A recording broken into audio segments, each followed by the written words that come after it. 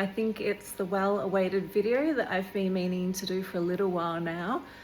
It's time to take a look in the canister filter. So what lurks in there, who knows? It hasn't been open since October or November. It's been a very long time anyway. It is now almost the end of January, so it's been a couple of months, and I really just have only done one filter floss change in the pre-canister, like the filter little media box that can be removed from this canister filter. So I have taken this little section out here.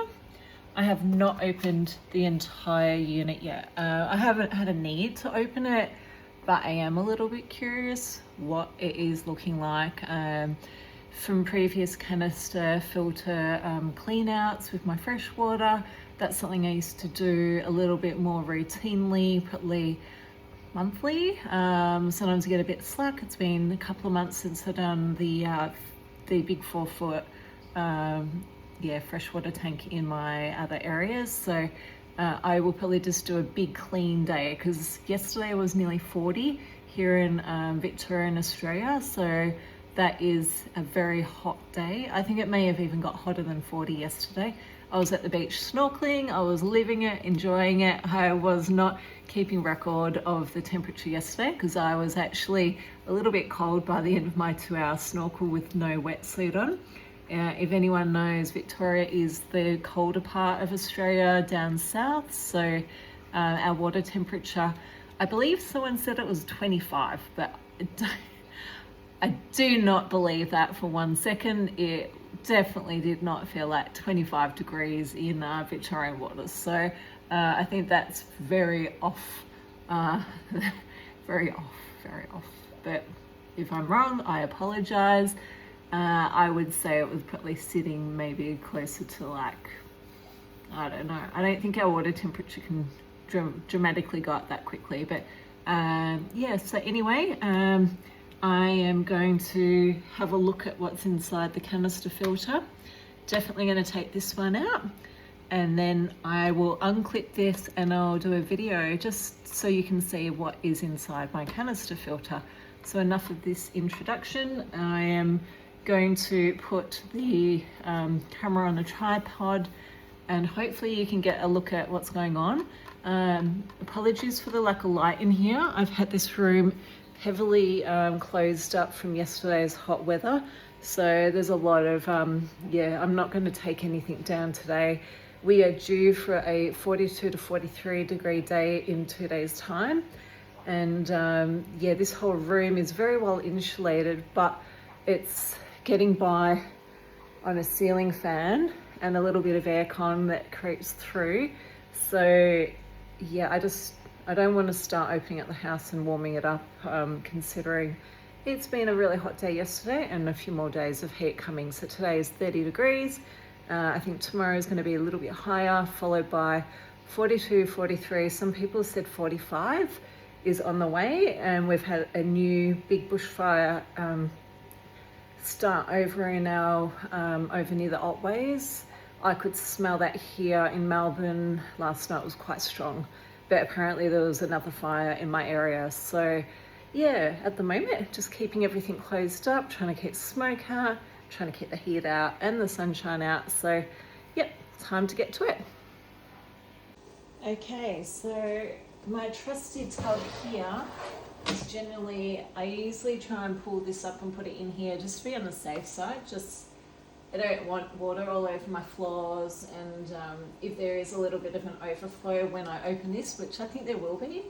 I think the last time when I was trying to play around with this pump and filter and everything, it had a bit of an overflow. So my usual filters I'm using don't do that. This is the first time I've opened it since it's been properly running.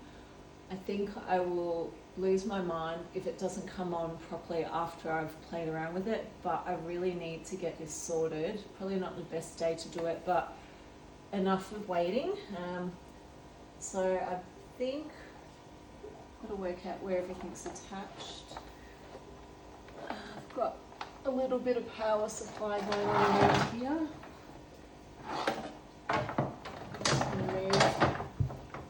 Move these obstructions out of the way.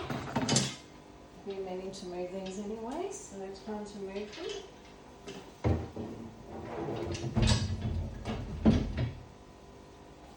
Okay.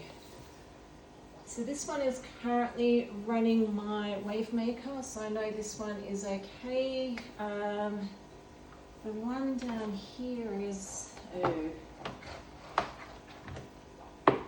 I don't think I'm going to need to turn off power. I do not want to turn off my light. So I know that this is the light because it's got the little lever thing here. Okay. So best bet is, this is heavy.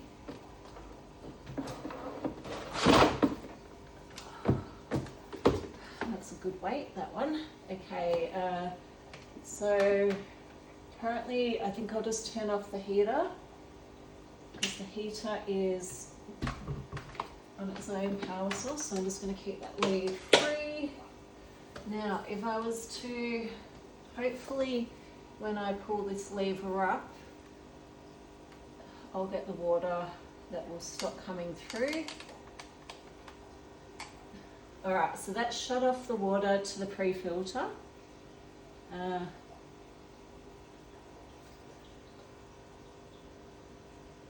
There's no flow coming out to the tank now, so I might just get a bit more of an up close, because you guys might prefer to see what's going on here. So this is the pre-filter canister. It's screwed on quite tight, so I think there'll be a little bit of pressure. Gosh, I really did do it on tight. I didn't want it spilling.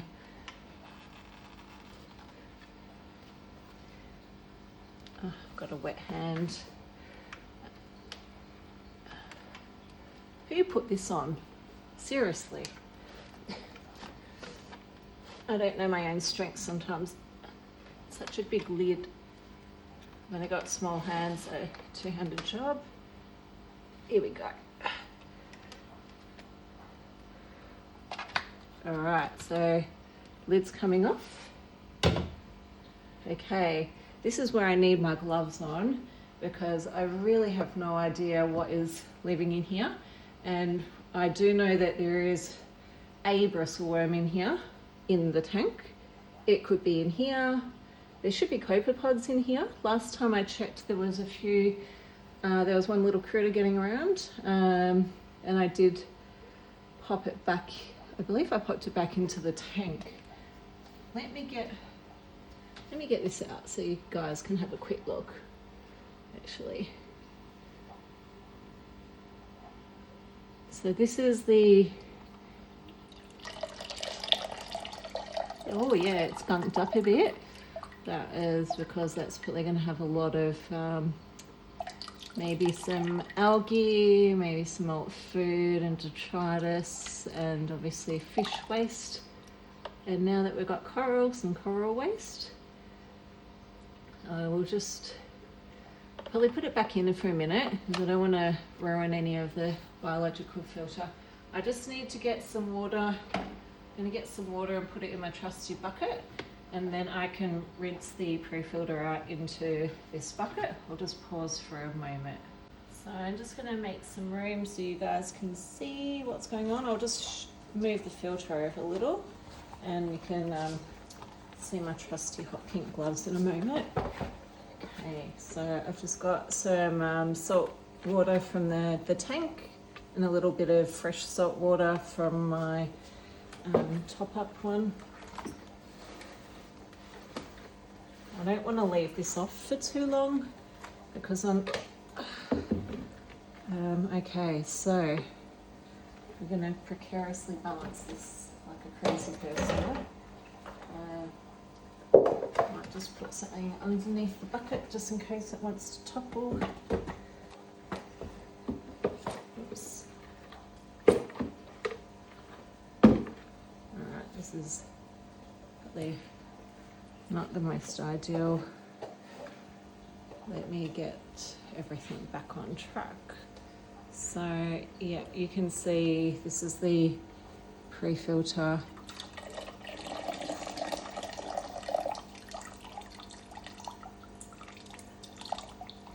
It's definitely a lot dirtier than obviously when I last inspected it, and I believe I did that early December. So it's probably been close to 2 months. It is quite, it's holding a lot of water, quite brown on all sides, so it's obviously making a mess. All right, so we're going to pull out the first panel, investigate a little bit, make sure I'm not losing any major critters. I'm going to just pop that in the bucket. Just going to have a little bit of a quickly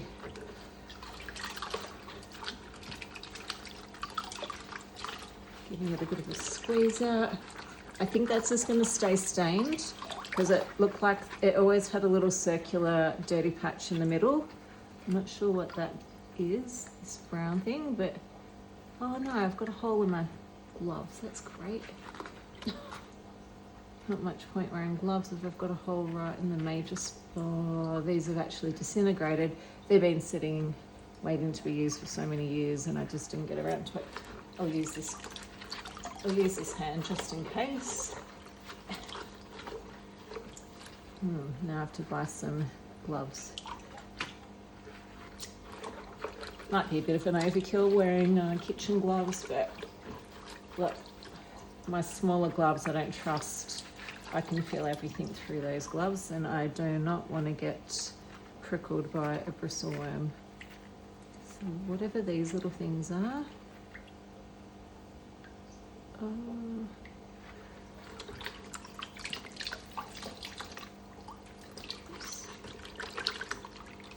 okay. I might have to get a backup container for the excess.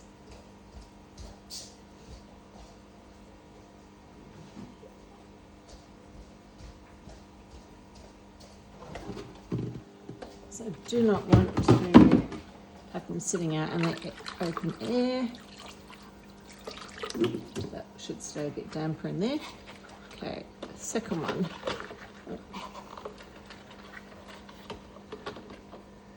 This one, pretty grubby as well. And the water is definitely looking a bit browner. Just giving it like a little gentle squeeze, just getting rid of the excess.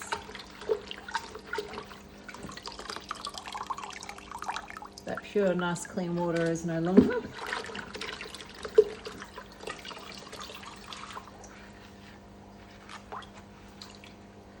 Another one.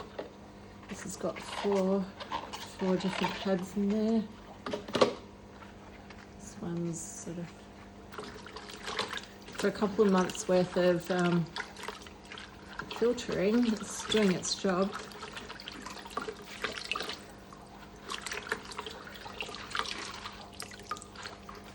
One more. This is me being unorganized.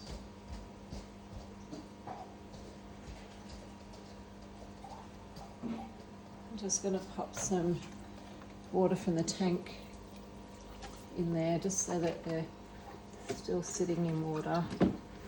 Maybe a little bit more. I'm not here to destroy my good beneficial bacteria. I just want to give it an option to be a little bit cleaner, considering this is a canister filter. This is the first really good clean out since having fish and organisms in here. The bottom one's a little bit cleaner. We're not making it much cleaner, washing it in the grubby water, but I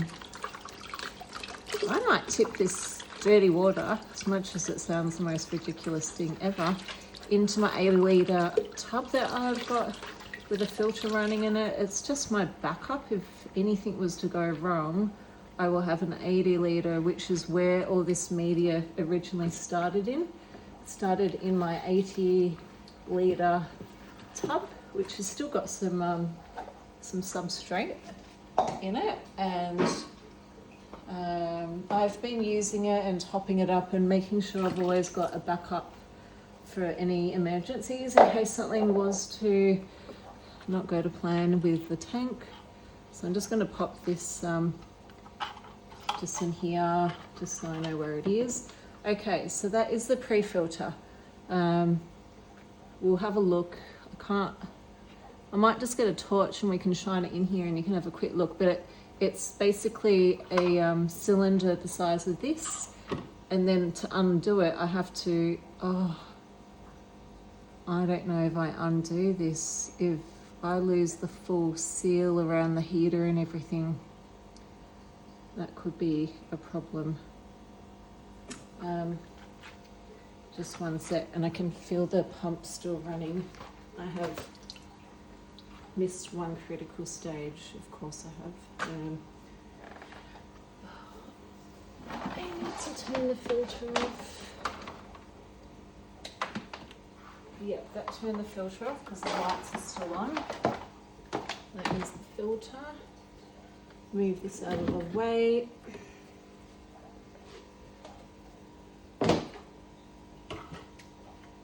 Okay.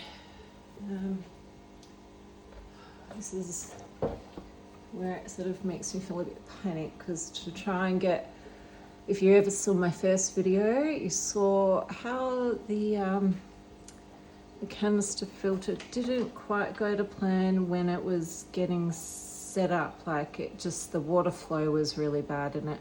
But I think because I've done the shut off, I should be able to release this next one, pull these out, and all the water pressure is still in the tubes,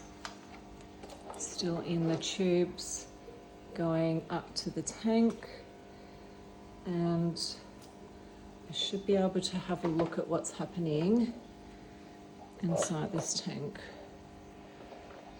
Alright, so bear with me. I will just get a few things out of the way that are in my way at the moment. So this is where the pre-filter was. I'm sure there's quite a lot of copepods in this water, but we're not going to be able to see it. I might get my torch. I said I was going to get a torch. I'll just see if I can, actually I'll just see if I can put my video camera with the extra light.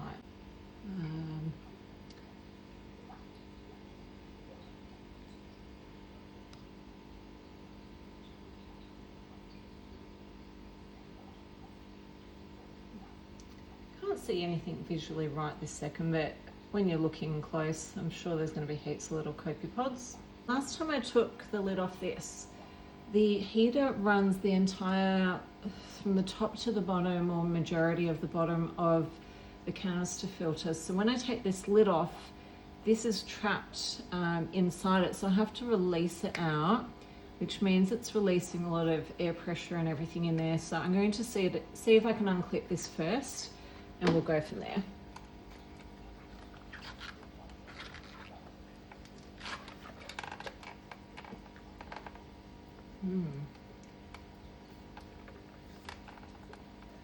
Well, okay, so this is, I thought this would just release out, because I believe when I put it in, it was all, okay. I feel like this is double shut off the valves, so that is the most important thing. If it hasn't, when I pull this out, this whole filter is going to overflow, so this could get quite messy. I'll make sure there's enough space to capture potential water. That's got a little towel on the floor in case. I'm going to need to take out, oh, the heater came out faster than it did last time. I'm just going to pull the heater out. So it's a 200 watt heater that came with the actual canister filter. I'm gonna go put this somewhere safe because the last thing I need is a beautiful broken heater, especially when it's so custom to this design.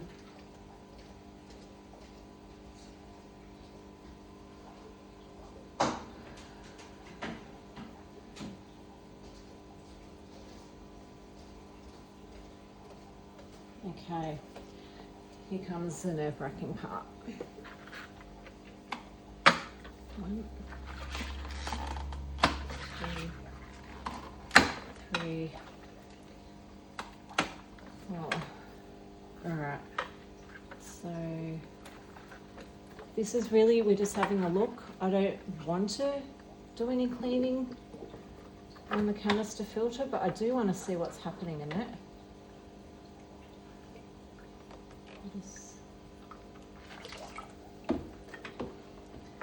Wow.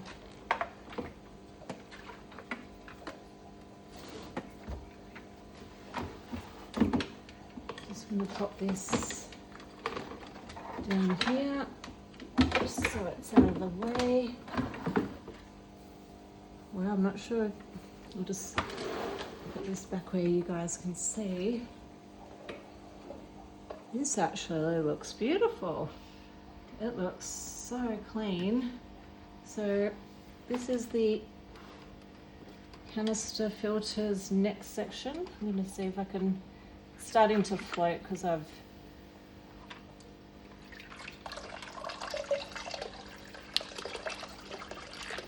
hopefully there's no bristles in here. I'll just show you what's in this one. So currently, oh yeah, it's got the multi pads in here. So that's all I wanted to leave. There's, I think, 3 pads. Let's do it with the fingers because I've got, okay. So that looks pretty clean. 1, 2, and then the third one. There's a little bit of stuff in the bottom of that, but nothing to sort of worry about, I don't think. They're probably, I can't even tell, are they little copepods? There's going to be a lot of everything in here. Okay, I don't want to leave that out of the water for too long. Oh, and this is all my multiple layers of my biofilter. So I did put in cycled, the small pebbles of the cycled mix that I bought from my local fish shop aquarium, and then I bought all those BioBall media, and they've been in the 80-litre tub, which is a big version of the tub, this big black tub that they're sitting in.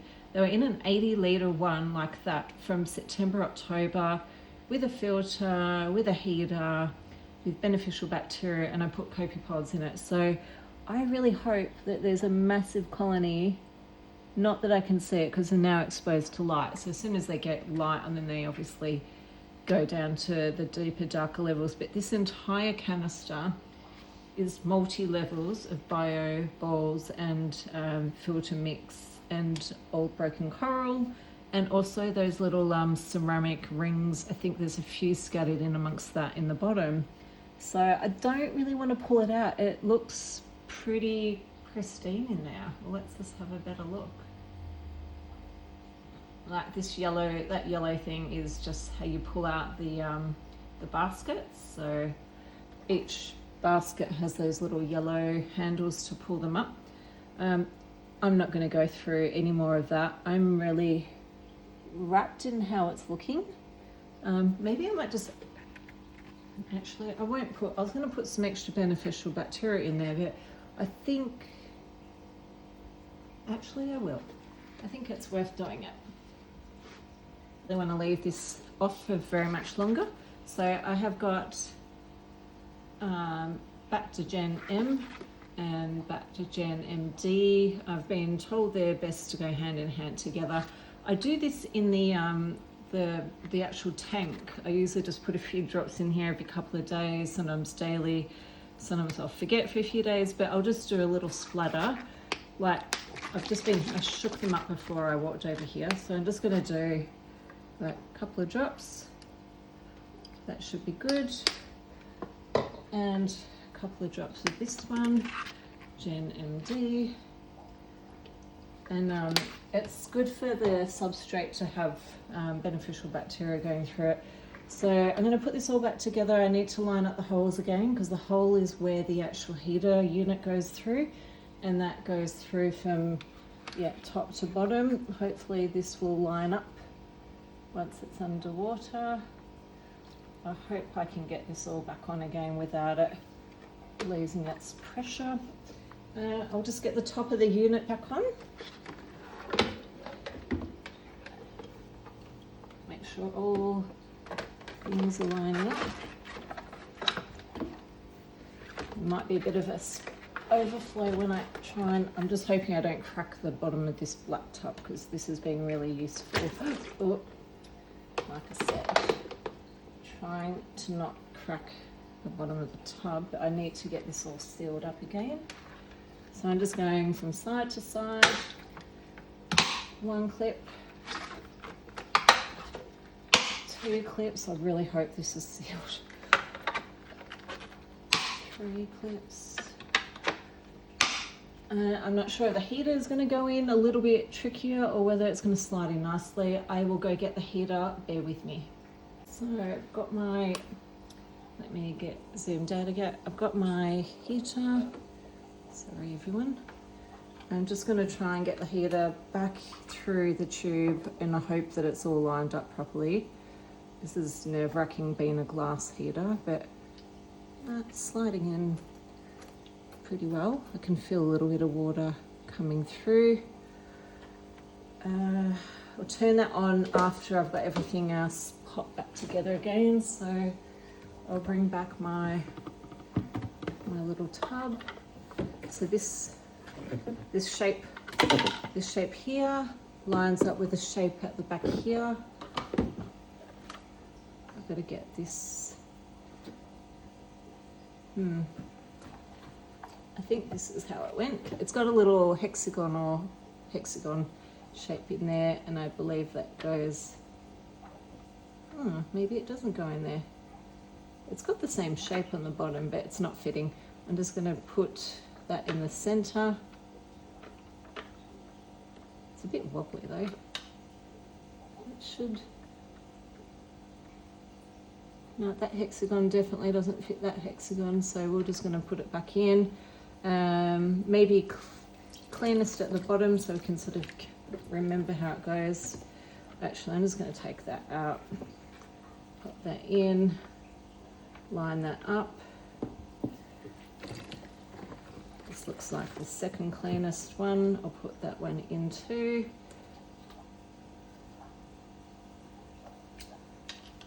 Hopefully that still goes in. Yep. Just keep lining them all up. This looks like the other one. Here we go. I hope my little copepod population is living happily in this canister because I can only imagine it is. They're just in the nice deep dark crevices of all that biomedia, bioballs, filtration. Now, I can't recall if I did. Well, I hope this goes on. That feels like it's going on okay. I'm going to need two hands and probably not a wet glove to do this one.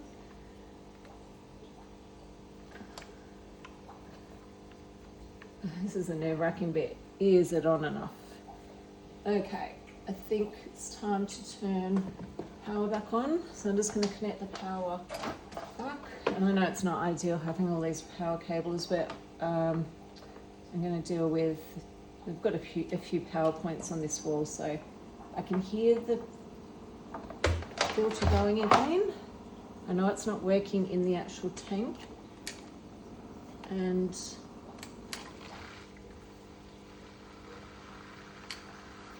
I can see, I'm not sure if you got, oh, well, it's definitely working because we have bubbles in the tank. Let's just hope it stays on now. So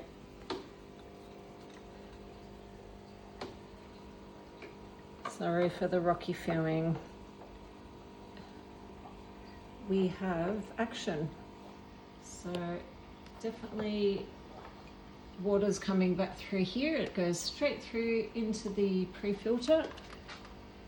It feels quite secure. I'm just going to get a towel, and then that way if I notice anything coming out of this area, I know I'm in trouble. If I get it, should have dried it before putting it together, but anyway, if I ever notice water on the top of this, something's gone wrong. Big alarm bell should be ringing, and if there was water coming out of the heater chamber, I would be very concerned. It just means that everything didn't seal up properly. It's still sitting in my tub, and the water in there is the overflow from when I pushed all that sealant, like the top lid down, connected it up. I will keep an eye on it for a few minutes. I'll just try and dry off all the bits that have water in it so I can tell if it's got fresh water leaking.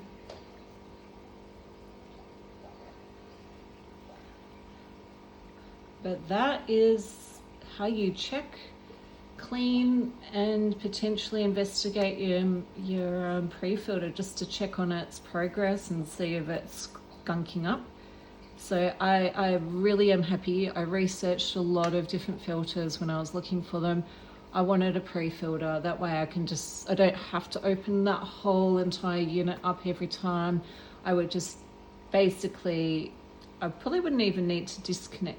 Actually, I'd always disconnect the heater, turn off the power, but I can basically just turn things off, shut off the valves, and pull this out and clean that one, and then put it back in, and Bob's your uncle, basically, as they say here in Australia. So I think that has been my lifesaver. This is going to be what keeps me sane, and obviously making sure this unit is maintained and kept at a clean rate. This is actually doing a really good job. The biomedia obviously is doing a very good job. I know it's very early days. No one can guarantee that this unit wouldn't fail. Obviously power outages would be my biggest enemy. I will probably investigate some way of getting a battery backup somehow, like a small unit. They're very, very expensive here in Australia, like over $1,000 normally, just to get a decent battery backup set up so that you could plug this in, at least keep the water flow going, the wave maker going, and the lighting. But obviously the filtration is the lifeline for my tank. So this is basically a sump, just closed in, quiet, covered over, no nasty smells, and there was no scent actually. I didn't smell a single thing. It was stinkier down at the beach yesterday, and I could smell that through my snorkel because of the type of mask I wear. There was a very strong sort of seaweedy scent in the air yesterday, but there hasn't been a lot of runoff or rain in Melbourne for quite some time now. So yeah, and I was swimming in a marine park, so the most cleanest, the best of probably water quality we can get in Melbourne, even though it is close to some storm runoffs. It's actually was a marine park called Ricketts Point in Sandringham. And yeah, I love seeing what the cold-water marine is doing down there versus my tropical marine. So I've got the two different worlds. I've got looking into my beautiful glass tank and seeing my new little coral colonies growing, and my fish behaving as cute little fish. Snails and invertebrate and things are all doing quite well, I feel like they are. So yeah, I've just got to keep at this, make sure I'm being a good fish mum and doing the right thing biologically with all my all my different things. So I'll probably show you a few of the items I've been adding to the tank. There's still me trying to learn how to use things and when to put them in, but I do put KH buffer in, and I have been putting a little bit of calcium in because I really want that coralline algae growing. It's not really for the corals, but more for the coralline algae. And I'm noticing a few pink patches on some of the rockwork. I'm not sure if that's going to be some nasty red algae or something growing, but time will tell. And I was thinking of doing a small water change today, but I have fed the fish. I put some amino acids and yeah, some beneficial vitamins in a bit earlier today, so I don't want to be taking any of that out just yet. Maybe later today I might just do a small water change on the tank and yeah, see if everything's still clicking over. I might just use some of the water that I got out of here. I'll put that into my 80 litre, and then that's some beneficial bacteria going back in to that tank. So I just, yeah, I suppose seed all the different water bodies that I have in this room, and that way it should keep a good high grade nutrient level and beneficial bacteria, a nice healthy biome going in these tanks. Thanks for watching, and I'll see you soon. Sorry, gone but not gone. Yeah, still yet to get this out of the black tub. Just letting it run a little bit longer, but there's no leaks or anything like that, so that's really good. It's been about 5 minutes. I did want to mention that obviously I've been buying a lot of new corals. I've been dipping them, giving them a half an hour dip before they go into the tank. I usually inspect them and shake them off in the hope that there's a few little nasties might fall off, and I have found things that come off them and dispose of them. But today I'd given the tank a little bit of a feed, and I noticed obviously all the corals were really happy about being fed, and so were two tiny, well, not so little, they looked quite a decent size Aptasia. So I was like, you cannot be serious. I've got the newest tank. I know without a doubt everyone gets Aptasia. I've been so careful at looking at them. Obviously when the corals are stressed, the Aptasia is stressed, and they all shrink up. And even with them being dipped and me having a really good look, I didn't see the Aptasia on the Favia. So this Favia is in a, this is like bigger than a coffee cup. It's a really good, decent size Favia. It's the beautiful lime, yellowy green, lime green, like almost toxic green color. But on the edges of the skeleton, where it's already got a little bit of brown damage, that's where there was two Aptasia. I just saw them flapping around in the water after I'd given the tank, all the corals, a feed. So obviously Aptasia were quite happy and they were out, and I spotted them, and so I've isolated the Favia. It's the only one I can see. I've been eyeing off every coral every day, every hour of the day, checking in on them. So I've done a quick research. I don't have any Aptasia killer or anything like that. So I pulled this out. I know that you can't scrape them in the tank, so at least I could remove this. It's a new coral, and I have scraped it. I've also used some vinegar directly onto the Aptasia. I did that first, hoping I might eradicate it or at least kill off some of it, the two of them. And then I've scraped them. And then I did notice, even more annoyingly, this coral obviously has been quite stressed at one stage before it got to me. It's probably had a few pecks from different fish, so it's got a few spots on it which are a little bit brown, but I'm hoping in a healthy tank it will make a comeback. But there was some green bubble algae, and I have not had that in this tank, and I do not want it in my tank. So I'm hoping it's as hitchhiked only on the Favia. So I have scraped in a totally separate container the bubble algae and the Aptasia, and I've had it in the dip again, hoping anything else on it might have finally been eradicated. But yes, so bubble green algae and Aptasia on this poor little Favia. So I am hoping for the best that it makes a good recovery. I will keep a close eye on it. I'll keep it on a separate rockwork so I can see anything flapping. It was coming out from almost the underside of the coral skeleton, or on the plug, or the whatever it was attached to. So if I keep it in a section of the tank like this single rockwork, I can hopefully keep a closer eye on it. Oh yeah, I think I've got some hair algae or something growing in there. Or it's actually got caught in there. So I'm going to keep an eye on it. Anyway, everyone gets these things at some stage of their reefing journey. I did not want it at the beginning, but yeah, it's a good learning curve. keep an eye on your corals, check them over, maybe even feed your corals before you put them into the tank as well. But I just wanted to acclimate them, not stress them out too much, and the feed has brought the Aiptasia out, so now I know where it is and I can keep an eye on all the new corals as well. And hopefully this has been a learning curve for me in that everything can come in on new corals.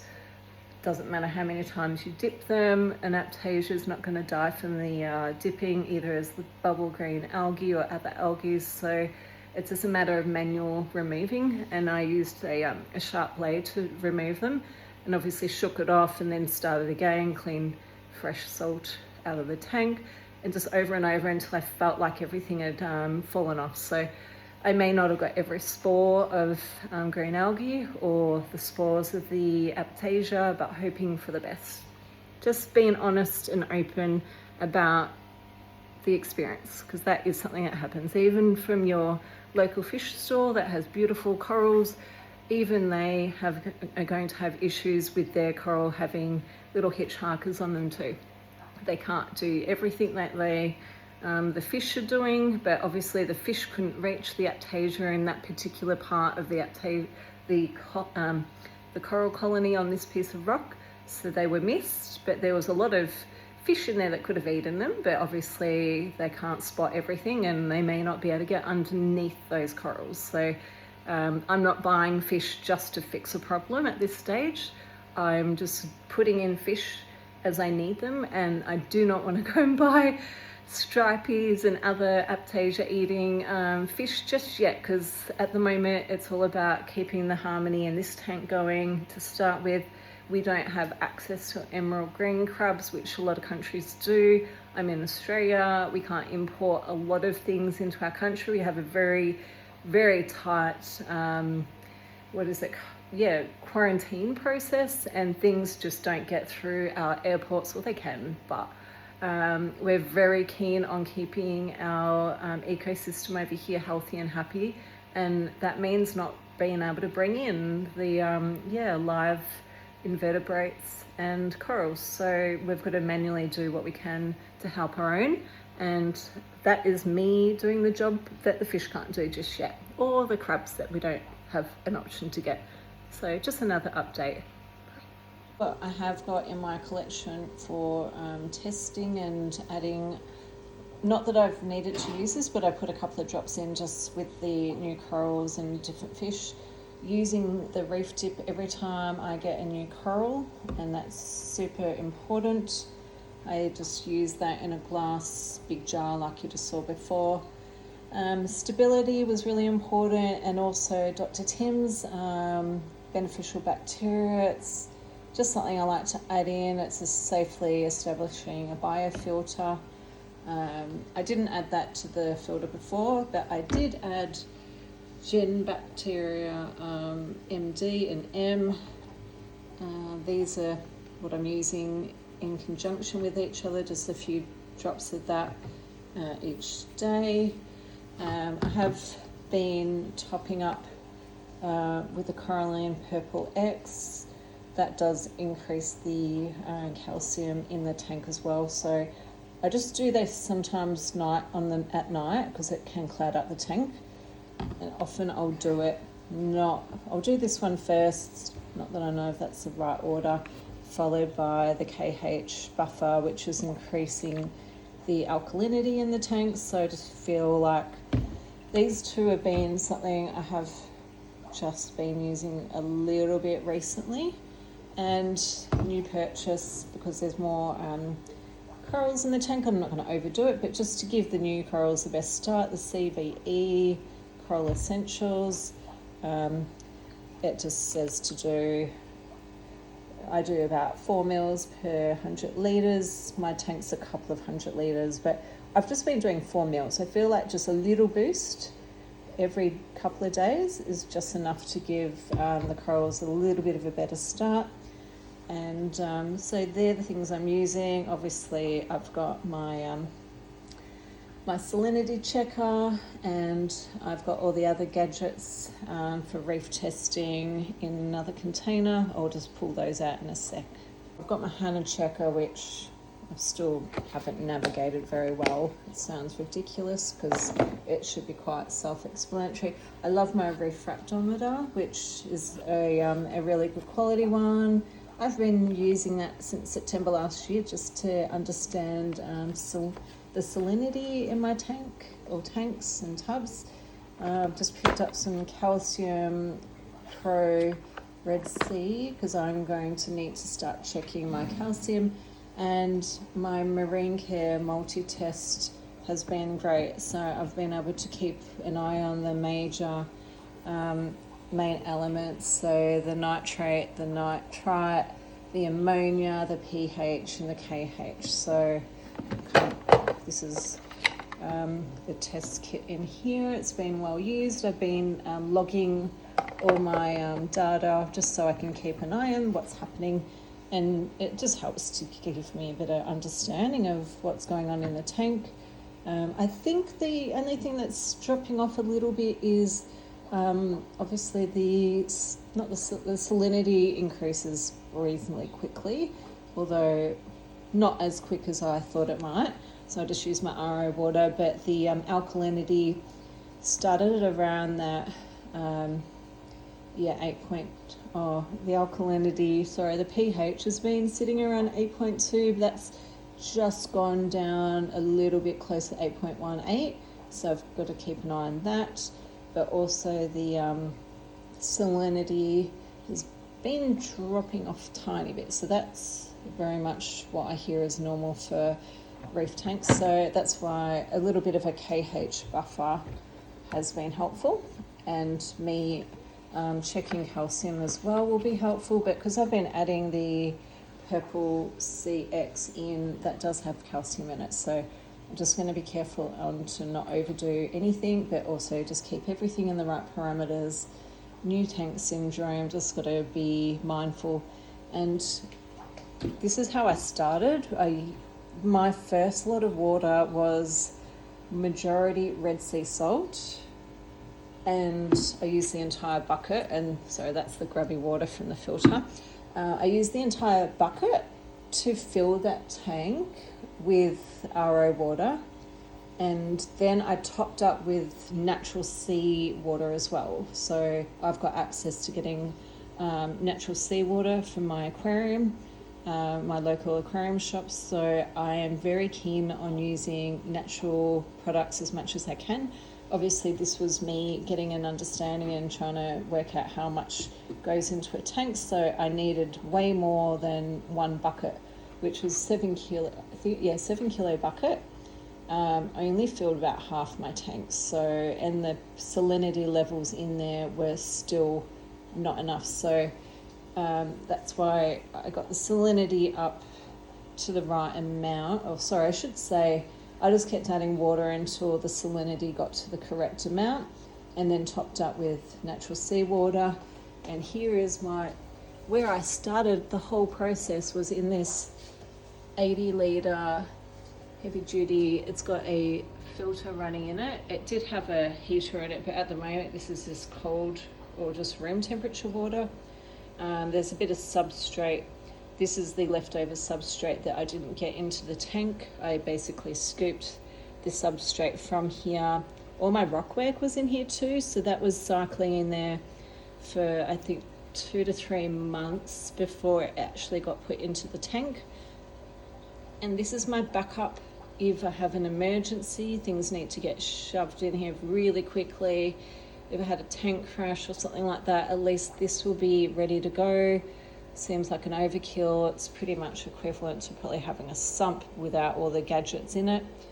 I don't want to put it under the tank because I don't think it will actually fit under the framework of the tank, but just having it in a separate zone ready to go is what keeps my mind a little bit more at ease. So if all else fails, I could at least save the fish, hopefully. I would obviously need to get a heater in there. It's something I might just put back in there at a low setting so that if I do need to pop fish in there, all I do need to do is increase the heat quickly and then wait for it to rise to the right temperature. So yeah, I might start putting the heater back in there again, maybe just let it sit at 22 and then raise it if there was an emergency. But currently this is how it's going. There is another very small quarantine tank that I've got sitting on a bench, but that would not be very ideal for very long. Whereas this, at least it's got quite a bit of flow, a bit of movement, and a lot of capacity to keep things alive for that short period of time while things get fixed. So backup is always a good thing in my mindset. I'm sure there's a lot of reef keepers out there who go, oh my gosh, how can you be bothered having such a big tank? But it's just sitting here doing nothing except for the power heads in there. I just check the salinity. I've just put some of the not so grubby water that I just did when I showed you that canister cleanup. I put the canister water in there that just had some nice lightweight, probably beneficial bacteria in there. Put a tiny bit of this one in there that's still quite, it's moved because I just moved it. It's now sort of got a bit yuck, but yeah, I'll throw that one away and just continue to keep an eye on this one so it's always ready to go. So it's not a tank, but it's something.